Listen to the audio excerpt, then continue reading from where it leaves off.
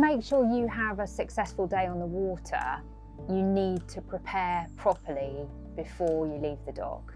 And the first thing that you are going to do is check the weather forecast. And I think my greatest tip around the weather is be prepared to change your plans. Make sure that not only your boat, but also your crew and their experience are a match for the weather you're expecting. Check the weather frequently and just change your plans if it looks like it's not all matching up.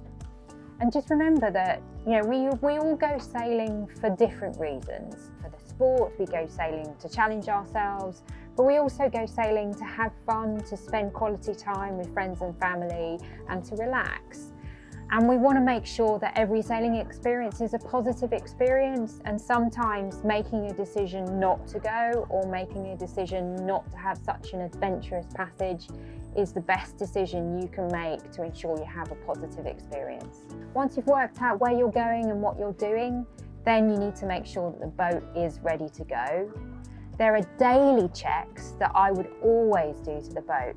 So ensure that you have enough fuel on board for your whole journey and some spare if something goes wrong. So the general rule on that is allow a third of your tank to cover your journey out, a third of your tank to cover your journey back, and keep a third in reserve for if anything goes wrong. On a weekly basis, I would just lift up all the floorboards on your boat and make sure that there's no water coming in, make sure it's all watertight and everything down there is dry. Ensure that you have the right sails on the boat for your journey. So if you've got a reefing system and it's going to be windy and you know that you're going to be reefing, then maybe think about putting that reef in before you go out.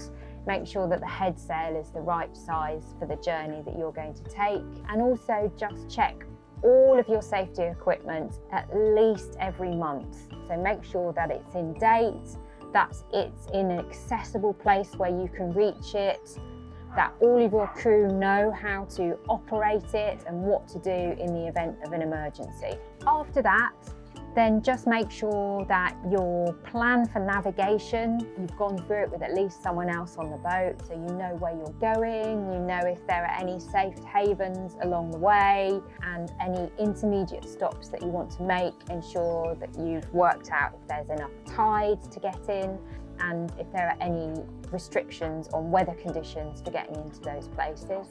And after every time you get in from a journey, just have a mental run around the boat and just kind of make a job list to see if there's anything that you thought might be wearing out or anything that needs replacing or maintaining before the next trip out. And don't forget to speak to all of your crew, because maybe they've seen something that needs doing to the boat before you have. And the final tip is always tell somebody where you're going and what time you're expecting to be back, so that if you don't turn up, then they may be available to alert the Coast Guard.